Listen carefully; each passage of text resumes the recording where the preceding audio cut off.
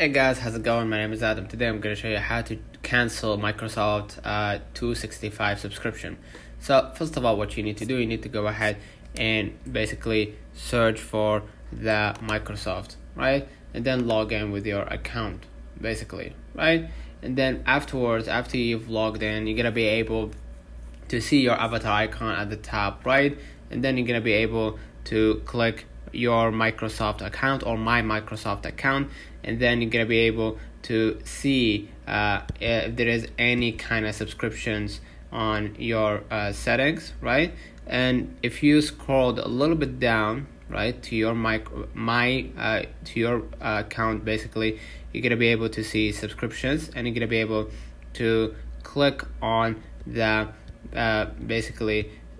Microsoft subscription, right?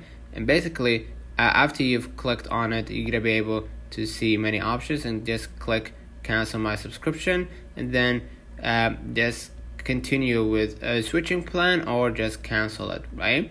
So basically that's it. Let me know in the comments if this video helped you. Don't forget to like and subscribe, and thank you for watching.